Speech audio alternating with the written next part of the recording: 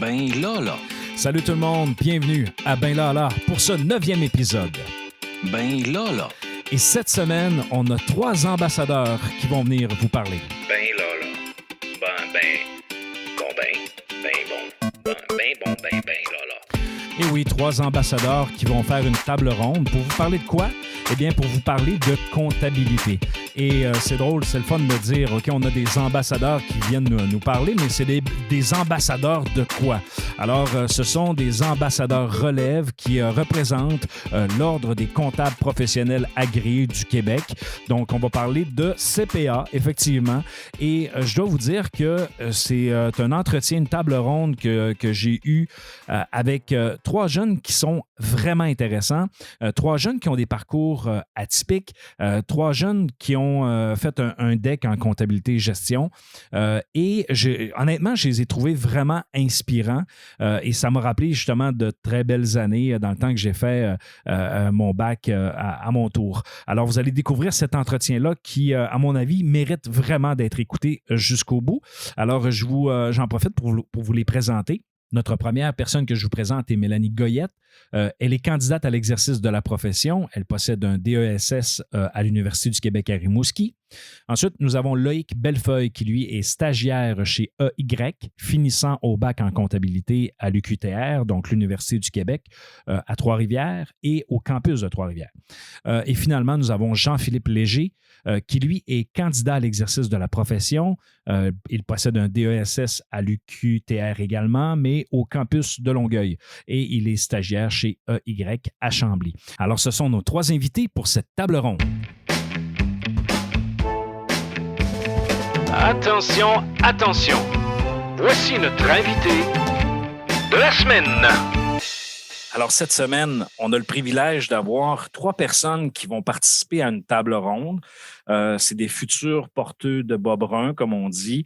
Non, je fais des blagues parce que, comme je leur expliquais avant d'arriver en ondes, c'était, moi, quand j'ai fait mon bac, on agaçait beaucoup les étudiants en comptabilité à l'université en disant qu'il y avait des bas bruns. Mais pourtant, c'était des gens qui avaient souvent le plus de fun puis qui étaient souvent les plus studieux parce que c'est souvent la concentration qui demande le plus de travail.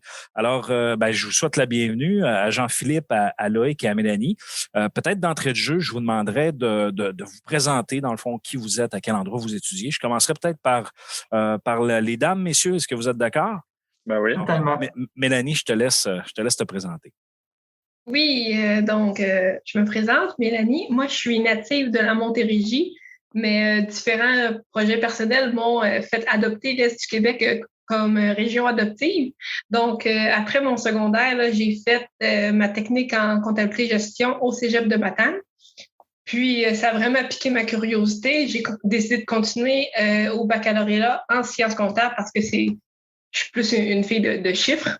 Donc, j'ai terminé mon bac durant la COVID. Puis, après ça, j'ai dit, j'aime ça, ça me passionne toujours autant. Fait que j'ai décidé de me lancer là, dans le DESS en sciences comptables, encore à l'université à Rimouski. Puis, cet hiver, là, j'entame mes stages en lien avec le DES dans un bureau comptable. Puis ça me fait toujours autant. J'ai toujours autant de plaisir. Merci Mélanie, bienvenue à cette table ronde. On va y aller avec Loïc maintenant. Alors, je te laisse te présenter. Donc, bonjour tout le monde. Moi, je viens de Trois-Rivières. Je suis né à Gatineau, mais je suis arrivé à Trois-Rivières quand j'étais un peu plus jeune. Puis, j'ai fait mon cégep ici aussi à Trois-Rivières. Puis, comme Mélanie l'a dit, moi, mon cours de comptabilité au cégep m'a un petit peu piqué la curiosité, juste assez pour que, rendu à mon choix d'université, j'ai décidé d'y aller avec le bac en sciences comptables. Puis, comme l'UQTR était bien reconnu, je suis resté dans la ville. Puis là, j'ai terminé mon bac en sciences comptables cet automne. Donc, puisque j'étais rentré à l'hiver, je l'ai fini là à l'automne. Puis avant de commencer le DES, dans quoi Mélanie puis JP sont, bien là, cet hiver, je retourne en cabinet pour faire un stage. Puis je vais entamer là, puis devenir candidat à l'exercice de la profession cet été. Parfait, bienvenue Loïc. Et Jean-Philippe, qui est notre dessert de présentation. Le meilleur pour la fin, quoi, non? Bon, on sans blague.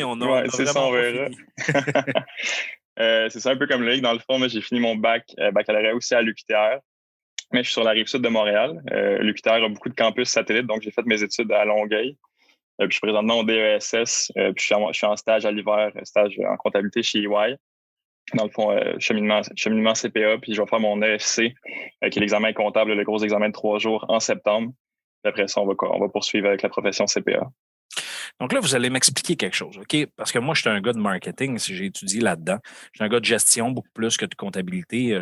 Puis je m'en cache pas, là. Mes étudiants le savent, les gens qui me connaissent savent que moi, la comptabilité, c'est pas, mais je sais que c'est important. C'est très, très, très important, même dans une entreprise. Mais qu'est-ce qui vous a amené vers cette profession-là de comptable, puis bien sûr, de décider de faire un titre comme les CPA? Alors, je vais garder le même ordre. Je vais y aller avec Mélanie en premier.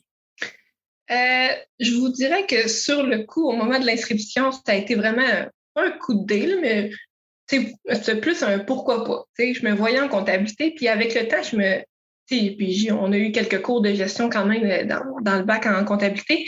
Je me rends compte que ce que j'aime beaucoup, ce qui me rassure beaucoup avec les chiffres, c'est que tout écart s'explique. Toute décision peut s'expliquer. Tandis qu'avec la gestion, il y a souvent cette zone grise-là qui moi, ça me rend un peu inconfortable, qui me stresse un peu tout le temps. Donc, c'est vraiment ça, là, mon côté rationnel qui est très rassuré en comptabilité, là. C'est bon. Loïc, toi, qu'est-ce qui t'a amené à faire le titre et à choisir la profession de comptable? Ben ça, pour ma part, au cégep, je savais que je voulais peut-être aller dans le monde des affaires, mais je ne savais pas trop quelle branche. Le cours de comptabilité m'a titillé. Dans ce temps-là, mon coach de structure collégiale commençait le bac en sciences comptables, m'a dit j'aime vraiment ça, il m'expliquait un petit peu. Fait que dès que j'ai entamé ça, j'ai su que j'étais dans la bonne place aussi. Puis encore là, il y a le côté gestion, il y a le côté plus financier. Puis c'est sûr qu'on en reparlera un petit peu plus tard, mais avec les compétitions académiques, avec les cours, j'ai senti que j'étais peut-être plus apporté vers, comme Mélanie l'a dit, le côté des normes, le côté des... tout s'explique un petit peu plus by the book aussi parce qu'on suit des normes comptables, c'est un petit peu moins créatif. Puis je me considère comme un jeune homme qui aime la routine puis qui est routinier avec, je pense, toutes des choses qui me rejoignent vraiment. C'est bon. Jean-Philippe, toi, de ton côté? Moi, pour reprendre un peu ce que la profession met souvent de l'avant, mais on dit souvent la comptabilité, c'est un monde de possibilités, puis je trouve que c'est vrai. Loïc parlait que lui, il est peut-être plus vers les normes, mais quelqu'un qui serait plus la fiscalité. Je veux dire, la comptabilité, on pourrait avoir 15 comptables dans la même salle, puis il n'y en a aucun qui fait la même chose. Fait que j'aimais cette possibilité de me dire, je peux peut-être plus voir de vision globale, ça ressemble à quoi un peu le monde des affaires, la comptabilité, la finance, puis de voir s'il y a un milieu qui m'intéresse plus, mais je peux vraiment me spécialiser là-dedans puis m'épanouir à ce niveau-là. Fait que c'était ce côté-là un peu la vision globale 360, de voir tout ce qu'on peut voir dans une entreprise, comment que ça se passe, puis aussi toutes les possibilités qui s'offrent à moi. Je trouve que c'est vraiment c'est une belle porte d'ouverture pour commencer une carrière, en fait. Là. Mais toi, Jean-Philippe, là, je vais te reposer une question en lien avec ce que tu viens de dire. Tu parles d'un monde de possibilités. Toi, qu'est-ce qui t'allume, là? C'est quelle possibilité qui t'allume dans la profession? Ben, ce qui est drôle, c'est que je dis ça, puis j'ai pas encore nécessairement mis où est-ce que je veux m'en aller, mais en ce moment, c'est ça que j'aime, c'est que on a la chance souvent de faire beaucoup de stages. Même au cégep, on peut commencer à faire des stages en comptabilité. Fait que ce que je fais en ce moment, c'est que je vais essayer de toucher le plus d'industries possible. Fait que j'ai été en cabinet, j'ai été plus au niveau management dans une entreprise. Fait que j'essaie de m'impliquer puis de voir justement c'est où que je voudrais m'en aller. Fait que c'est encore en découverte. Là. Est-ce que ça va être la finance par après? On ne sait pas.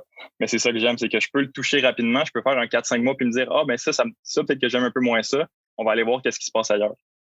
J'aime votre approche de dire, un peu comme Mélanie disait, tout s'explique, tout ça peut se calculer, l'écart peut s'expliquer. Et la gestion, effectivement, la zone grise dans la prise de décision n'est pas toujours évidente. D'ailleurs, c'est souvent les gens qui sortent en marketing, un peu comme moi, souvent on va se dire, on va avoir un bon comptable à nos côtés parce qu'on ne se le cachera pas dans la profession, en affaires, dans une entreprise, la comptabilité. Si tu n'as pas un bon comptable, tes chiffres vont mal. Si tes chiffres vont mal, c'est tout le reste qui suit par la suite. Donc là, vous me parlez en fait, pourquoi vous voulez faire votre titre de CPA? Expliquez-nous c'est quoi le fameux titre de CPA, parce que, puis là, je ne veux pas avoir l'air d'un has-been, même si j'ai 43 ans, mais moi, dans mon temps, là, il y avait 3 titres comptables. Tu sais, là, CA, CGA, c'était CMA, si je me souviens bien. Et là, à un moment donné, c'est devenu tout CPA, puis là, c'est devenu un ordre professionnel. J'aimerais ça que vous m'expliquiez c'est quoi finalement, là, dans le fond, votre ordre professionnel, puis dans le fond, toute la démarche pour s'y rendre. Je vais commencer par Loïc cette fois-ci. Donc, je ne sais pas, peut-être qu'il y en a un des deux qui vont pouvoir me dire l'année dans laquelle ils ont regroupé les 3 titres ensemble, là, mais je pense 2012. qu'il y avait juste 2012. Ils voulaient vraiment plus unifier les 3 titres ensemble puis les mettre là, vers un même objectif. Puis je pense que ça a été une très bonne décision puisqu'il y avait souvent des divisions entre les titres. Puis là, je pense que depuis, on n'entend pas jaser. Tout le monde a le même titre. Puis c'est aussi que ça te permet aussi d'aller dans les différentes entreprises. Comme JP l'a dit, on peut passer du management à un cabinet d'audit. Il y a beaucoup de monde qui vont partir des cabinets vers les entreprises directement, puis parce qu'on a un titre unifié. Puis je peux peut-être laisser Jean-Philippe y aller ou Mélanie avec le parcours pour y aller, puisqu'ils ont déjà un bon bout de fait de ce côté-là. C'est bon. On va y aller avec Mélanie, puis après ça, Jean-Philippe, tu compléteras. Oui, ben dans le fond, l'ordre professionnel, ce que ça vient faire, c'est ça vise tout le temps la protection du public, là, en engageant un CPA ou en faisant affaire avec quelqu'un qui a son titre de CPA. C'est un peu un gage de garantie que cette personne-là est surveillée par un ordre professionnel puis est obligée de se conformer à un code d'éthique, elle est obligée de suivre certaines normes. Fait que ça vient là, rassurer le public sur son dossier, sur les erreurs, les anomalies qui pourraient arriver. Puis le cheminement, on commence par le bac, comme un peu tout le monde. Puis après ça, c'est l'inscription. L'inscription soit vers le programme national ou vers le DESS qui est offert dans les universités. À la suite de ce DESS-là, qui est comme un peu au bac académique, on a l'examen final commun, qui est tous les candidats à l'exercice de la profession en même temps suivent un examen de 3 jours un peu pour prouver leurs compétences en tant que futur CPA. À la suite de la réussite de cet examen-là, il faut avoir cumulé un 24 mois de stage. Donc, encore là, venez prendre de l'expertise, de l'expérience dans le milieu. Et c'est à la suite vos stages, là, 24 mois, il faut vivre. Là. Est-ce que les cabinets comptables, est-ce qu'ils vous payent? Oui, c'est rémunéré. Puis il y a beaucoup de possibilités. Là. On parle, nous 3 ici, je pense qu'on est plus en cabinet comptable. Bon, ça se fait en entreprise, en institution financière, dans les organismes gouvernementaux. Ça se fait vraiment dans toutes sortes d'entreprises. Puis, à la suite de ces 24 mois de stage-là, on a officiellement le droit de signer CPA. On reçoit notre permis. Puis c'est là que le parcours se termine, si on veut, même s'il ne se termine jamais vraiment, là, parce qu'on a des heures de formation à chaque année à aller chercher pour justement rester à jour, encore une fois, dans l'optique de rassurer le public sur notre compétence. Donc, je peux laisser Jean-Philippe le compléter. Il y a sûrement des choses qu'on n'a pas dit.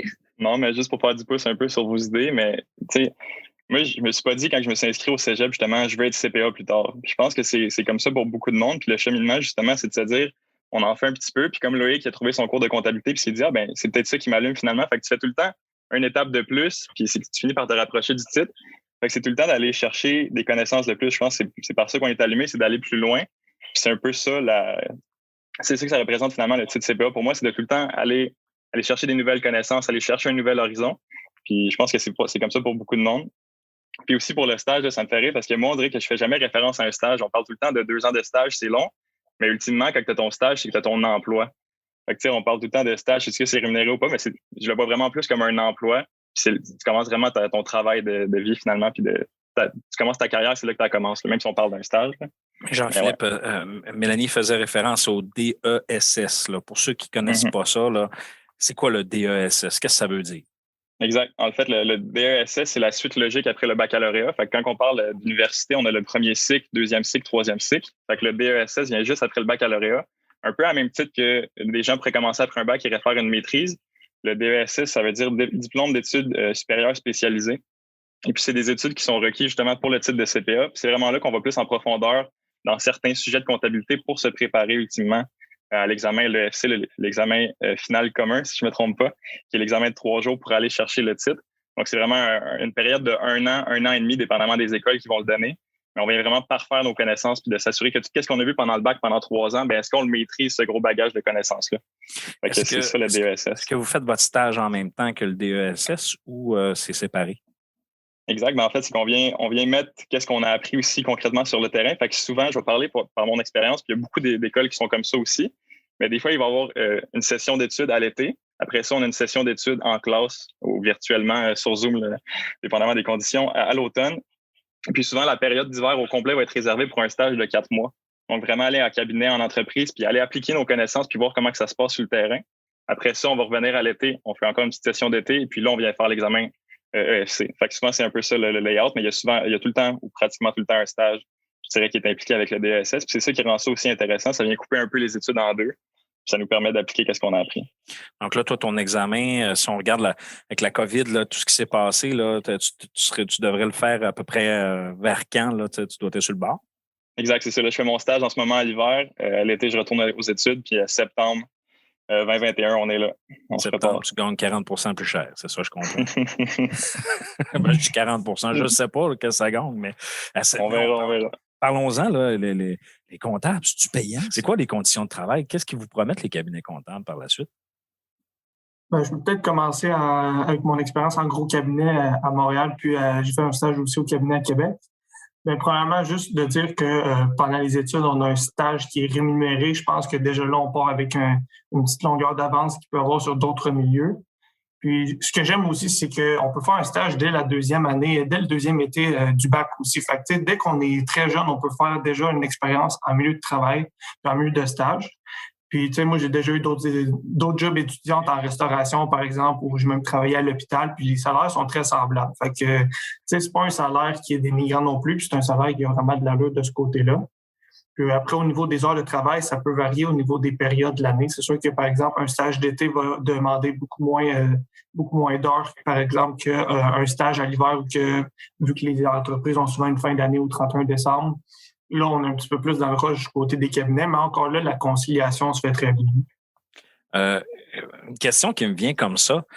Là, on parle du Québec, là, mais si vous allez en Ontario ou dans une autre province canadienne, est-ce que votre titre vous suit? Ben, c'est juste pour le Québec. Le titre est reconnu à l'international, le titre de CPA. Donc, okay. Avec notre titre, on peut être appelé, là, c'est une des possibilités. Là, quand Jean-Philippe disait qu'il y a un monde de possibilités, c'est d'aller travailler n'importe où et être reconnu pour ta compétence avec un titre de CPA. Il y a des petites différences là au niveau, si on parle au Canada, il y a des petites différences au niveau de la façon d'y accéder. Comme si je me trompe pas, je crois que le DESS est pas offert dans les autres provinces canadiennes. On est vraiment juste au Québec que les universités offrent ce programme-là. Pour les autres provinces, là, c'est vraiment un programme national, donc c'est un peu de l'auto-enseignement là, avec des modules à faire à distance tout en travaillant. Puis c'est étalé sur plus longtemps. Là. Rendu là, je suis pas l'experte des programmes nationaux. Mais oui, le titre est reconnu là, à l'international. Donc là, si, mettons, parce qu'on a des étudiants qui nous écoutent qui sont au collège, là, ce que j'ai compris, c'est que Loïc et Mélanie avaient fait un bac en comptabilité et gestion dans un programme comme ça. Toi, Jean-Philippe, j'ai pas compris si est-ce que tu avais une technique en comptabilité de gestion? Oui, j'ai fait une technique comptabilité de gestion aussi. Donc, on a 3 étudiants qui ont sorti justement par une voie de sortie qu'ici au Cégep de Chicoutimi, on offre. Dans le fond, c'est le programme. D'ailleurs, c'est la raison d'être du balado que vous écoutez actuellement. Donc, c'est le fun de voir que, bon, des étudiants qui ont pris cette voie de sortie-là ont décidé d'arriver et de dire, bon, on poursuit à l'université, puis on y va étape par étape. Puis d'ailleurs, ça m'amène à une question. Ça a été quoi votre défi le plus important que vous avez relevé jusqu'à maintenant dans votre parcours académique là, vers cette route dans la comptabilité, je dirais. Ça a été quoi votre principal défi que vous avez eu à surmonter? Je commencerai peut-être par Jean-Philippe cette fois-ci. Oui, je peux y aller. En fait, moi, c'est un défi qui est quand même assez personnel. Je vais vous ramener quand j'étais peut-être en secondaire 4, secondaire 5. En tout cas, quand je faisais des présentations orales devant le monde ou à l'école ou peu importe, le matin, c'est quasiment si je me mettais pas à vomir ou à saigner du nez. Là, c'était ma phobie, c'était ma peur. Puis quand je suis rentré justement dans ma technique de comptabilité, je me suis dit, je veux pas rester comme ça toujours. Tu sais, je veux pas, à 25 ans, à 30 ans, faire des présentations. Tu sais, la comptabilité, c'est un monde que tu es souvent apporté à faire des présentations. Tu as des conseils, tu vas parler avec la direction. Fait que c'était pour faire des pitchs devant, que ce soit toutes les semaines. Je me dis, je peux pas être comme ça puis pas être capable de parler devant des gens. Fait que qu'est-ce que j'ai fait? C'est que je me suis pris en main puis je me suis inscrit à des compétitions de comptabilité. Puis ça fait drôle à dire là, pour les gens qui sont pas habitués à ça, mais oui, ça existe des compétitions de comptabilité. Ben C'est là, des compétitions les jeux du commerce. Hein? Ouais, exact. Mais C'est drôle, je sais pas pourquoi. Je sais pas pourquoi là, vous voyez pas ça, vous, à la maison, là, mais tout le monde a un grand sourire, OK? Et peut-être vous expliquer, les jeux du commerce, c'est quand même instauré.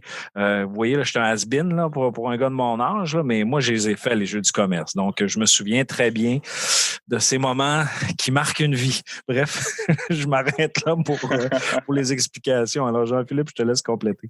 Mais exact. Fait que c'est ça que j'ai fait. Je me suis inscrit justement. Mais c'était les jeux du commerce, mais collégiaux. Puis c'est là que j'ai commencé à chaque semaine à faire des présentations orales. Fait que je peux te dire qu'au début, j'aimais vraiment pas ça. Mais à force de pratiquer puis à force d'en faire, tu finis par t'améliorer. Puis c'est avec la répétition, finalement, qu'aujourd'hui, j'ai plus peur de parler devant des gens. J'ai fait des conférences. J'ai fait une des plus grosses conférences au Canada qui est organisée par CPA Canada, puis plein de trucs comme ça. Fait que ça a été juste de me lancer par en avant puis de me dire, je vais le faire. Fait que pour moi, c'est un peu cet accomplissement-là, c'est de me dire qu'aujourd'hui, je peux parler un peu devant n'importe qui, que ça me stresse pas d'aller faire des conférences, de ce soir être au podcast. Fait que ce serait ça de mon côté là, qui a été une épreuve à surmonter là, à travers la comptabilité. Ah, c'est bon. Tu es un bel exemple parce que je pense qu'il y a beaucoup de jeunes qui ont cette crainte-là de parler en public, de parler devant des gens. Je te félicite, là, tu le fais très bien. Alors, merci de participer avec nous ce soir. Mélanie, toi, de ton côté, ça a été quoi ton principal défi jusqu'à maintenant? Mon principal défi, ça a été au début de la technique. Je connaissais pas vraiment ça, le monde des affaires. Puis là, j'avais des cours de marketing, de ressources humaines, de comptabilité et tout m'intéressait. Je me voyais dans tout. Il n'y a aucun cours que je n'aimais pas. Puis, étant très rationnelle, puis j'aime bien dire que chaque seconde de ma vie est planifiée 3 ans d'avance, là, moi, ne pas savoir exactement dans quoi j'allais m'en aller, parce que ça changeait à chaque semaine, ça me stressait un peu. Mais tu sais, à force de continuer, puis à force d'un peu oublier ça, exactement dans quoi je vais finir, ça m'a permis là, de le découvrir finalement, que c'était vraiment les chiffres, la comptabilité, les normes comptables que j'aimais. Mais au début, là, c'était un peu insécurisant de savoir, oui, j'aime dans ce que j'étudie, mais je sais toujours pas ce que je veux faire exactement. C'est un monde de possibilités, on le dit encore. Tu peux aimer ça sans vraiment savoir ce que tu veux faire. Donc, moi, ça a été mon plus grand défi là, de continuer, puis vraiment d'arriver à cerner que c'était la comptabilité précisément que j'aimais. C'est bon. Et Loïc, de ton côté, c'était quoi ton principal défi?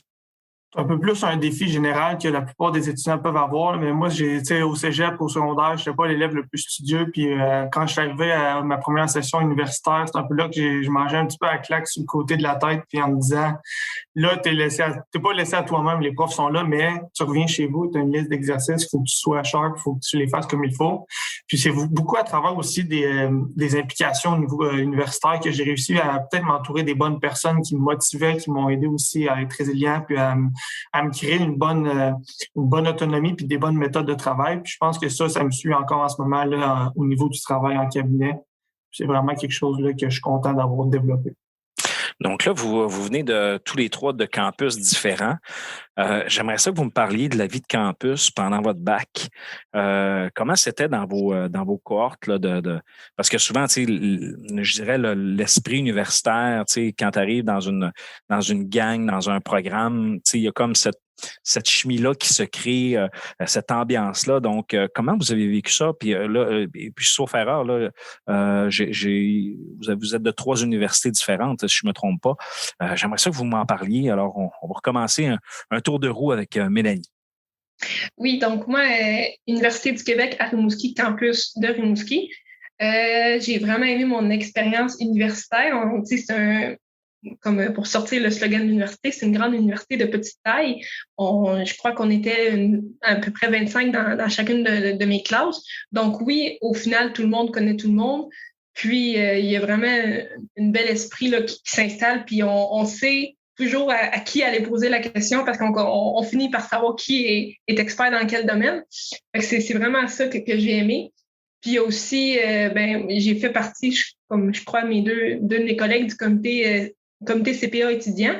On est un peu là, le lien entre l'ordre et le campus universitaire. Puis ça aussi, ça m'a comme renforcé mon sentiment d'appartenance autant à l'université qu'à la profession de CPA.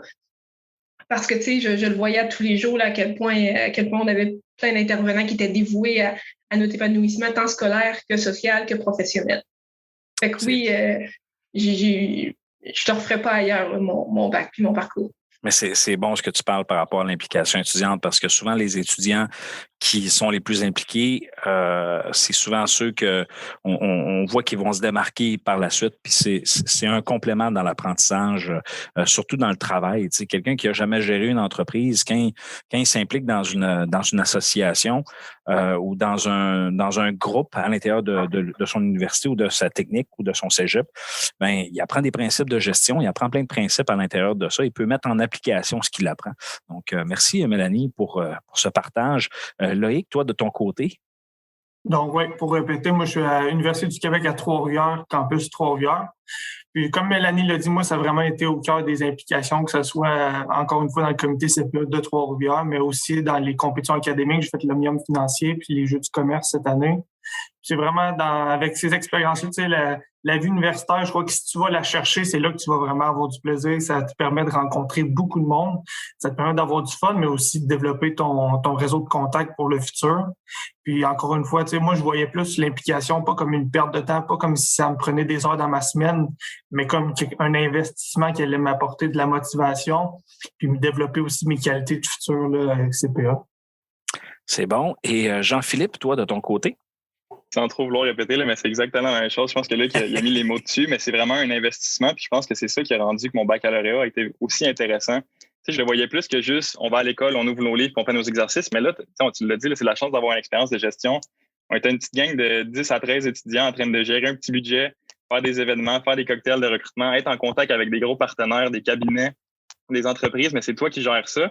Tu es en première, deuxième année de bac. Fait que c'est vraiment des expériences que tu n'aurais pas pu avoir ailleurs puis qui viennent bonifier tout ton bagage scolaire. Fait que moi, c'est vraiment ça qui m'a intéressé, que ce soit autant les compétitions académiques, autant que c'est intéressant de le faire pour les connaissances que tu vas chercher, mais on va se le dire aussi de passer 2-3 jours dans un hôtel à Québec avec des amis, puis c'est une belle compétition, puis c'est des événements que tu veux participer finalement, puis qui vont tellement être enrichissants.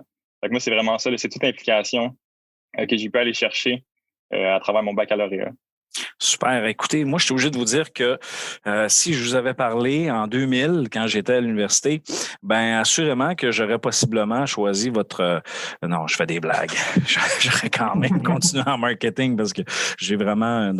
ça fait partie de mon ADN, de mes préférences, la pub, les stratégies, ainsi de suite. Mais bon, moi, je dépense, vous économisez. C'est souvent ça qu'on va comparer. Je vous poserai une dernière question pour notre épisode de ce soir. Dans le fond, si je suis au cégep là, puis que je veux me rendre CPA, là, dans le fond, est-ce qu'il y a des procédures, est-ce qu'il y a de l'information, à qui je parle, de quelle façon je peux me tenir informé pour me préparer à l'arrivée à l'université, les autres étapes? Donc, peut-être Jean-Philippe? Oui, en fait, c'est quelqu'un qui serait intéressé justement à la profession. Je pense qu'une des premières places vraiment intéressantes pour aller chercher l'information. Là, on dirait que ça me fait penser à moi quand je voulais m'inscrire justement. Puis j'étais en train de convaincre mon père de dire que je voulais être un CPA puis que mon père est plus manuel. Fait que là, il fallait que je lui montre que c'était quoi la profession. Fait que je me rappelle. Un premier bon point pour commencer, c'est vraiment le site de l'Ordre qui va avoir plein de capsules, des capsules de 10 à 15 minutes des fois qui vont vraiment expliquer c'est quoi la profession, c'est quoi le cheminement en détail, c'est quoi les étapes une à une pour pouvoir se rendre à ce titre-là. Puis l'Ordre est vraiment aussi très disponible, je dirais, au niveau des communications. Fait que ce soit d'envoyer un courriel, même sur Facebook, la page Devenir CPA. C'est pas les ressources qui manquent si quelqu'un est intéressé à devenir CPA. Fait que, puis même des fois de communiquer, là, des gens comme moi, Loïc, Mélanie, ça nous fait tout le temps plaisir d'aider quelqu'un qui se pose des questions. Puis des fois, on est plus facile à rejoindre. Là, on est proche, on vient tout juste on est encore en train de faire ce cheminement-là. Fait que nous, ça nous fait tout le temps plaisir de répondre à des questions. Là. Fait qu'assurément que ça serait des bonnes pistes à suivre. C'est bon. Puis je poserais une autre question à Mélanie. Toi qui disais que tu étais planifié à la seconde près pour les 3 prochaines années, est-ce qu'il y a des choses qui se planifient d'avance là, ou est-ce qu'on prend l'information, on se prépare mentalement? Là? Est-ce qu'il y a des étapes, des choses à faire avant?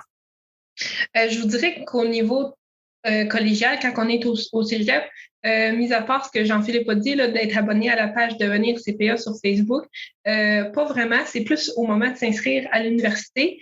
Je ne sais pas si toutes les universités fonctionnent comme ça, mais de mon côté, à Rimouski, il fallait faire attention de prendre, même si on n'était pas certain de vouloir aller faire le DESS en sciences comptables, il fallait que notre bac en administration soit vraiment profil comptabilité professionnelle. Par contre, même à là, il n'est jamais trop tard, étant donné que la première année de bac, c'est un tronc commun qu'on appelle. Donc, tous les étudiants, peu importe la concentration, encore une fois, pour moi, à Rimouski, ont les mêmes cours. Donc, tu sais, c'est jamais trop tard, puis je le répète encore, un monde de possibilités. Puis c'est vraiment là, de rester en contact, aussi de participer à tous les événements corporatifs qui sont organisés sur le campus, puis peut-être même au collégial, pour rester informé que même si c'est pas ce qu'on vise, bien, on a l'information puis on sait à qui demander. C'est bon. Et Loïc, pour toi, ta dernière question pour ce soir. Question très sérieuse qui me brûle les lèvres depuis que j'ai commencé cet entretien avec vous, mes chers amis. Loïc, est-ce que tu as des bas bruns? Non, j'en ai pas. Puis c'est une bonne question que tu me poses. En plus, à Noël, ma grand-mère m'a donné 6 paires de beaux bas qu'elle avait choisis elle-même avec des beaux motifs. Qu'elle disait, là, tu vas être beau dans tes habits avec tes bas. Donc, non, j'ai pas mes bas. Excellent, Loïc. Vous comprendrez que c'est une blague. C'est un vieux running qu'on utilisait. Aujourd'hui, je me suis amusé avec vous à vous ramener mes vieilles blagues de vieux bonhommes de 43 ans. Alors, écoutez, je vous remercie beaucoup d'avoir participé, d'être venu à Ben Lala pour venir nous parler de l'ordre, d'être venu nous parler de votre parcours. Je pense que ça mérite d'être souligné. J'en profite aussi pour vous féliciter d'avoir persévéré et toi aussi, Loïc, de continuer dans un contexte de pandémie dans lequel on est obligé de suivre des cours à distance, ainsi de suite. Je sais que c'est pas évident, ça demande encore plus d'assiduité, c'est encore plus fatigant. Donc, je vous félicite pour votre persévérance scolaire. Moi, c'est une cause qui me tient à cœur, droit au cœur, parce qu'un peu comme, je pense que c'est Jean-Philippe qui disait qu'il y avait un parcours un peu atypique. Là. C'est tout ça? C'est tantôt tu disais ça, Jean-Philippe, ou c'est Loïc? Loïc, mais on a tout un petit parcours un peu atypique aussi. Là, OK, parce que, mon parcours atypique, d'ailleurs, sur la page Ben Lala, sur la page Facebook, j'explique mon propre témoignage sur la persévérance scolaire et j'explique mon parcours atypique. Et aujourd'hui, je suis étudiant de doctorat à l'Université Laval et je n'ai jamais arrêté d'étudier, peu importe les embûches. Donc, je voulais vous féliciter, mes chers amis, et vous remercier d'avoir participé et au plaisir de vous recroiser. Qui sait, peut-être que vous ferez mes états financiers un jour. Un gros merci, c'était un plaisir de participer. Yes, merci beaucoup. Merci beaucoup de l'invitation. C'est vraiment une belle occasion là, pour nous en tant qu'étudiants. Alors, c'était notre table ronde pour cette semaine. Alors, merci à nos invités. Et si vous voulez avoir l'information sur l'ordre des CPA, vous n'avez qu'à aller sur leur site web où toute l'information est disponible et même sur leur page Facebook pour avoir des capsules et plein d'informations. Alors, il ne me reste qu'à vous dire merci d'avoir été là. Et bien sûr, si vous avez aimé, venez cliquer j'aime sur notre page Facebook Ben Lala Balado et bien sûr, nous suivre sur notre site web benlala.ca. Sur ce, je vous souhaite une bonne semaine.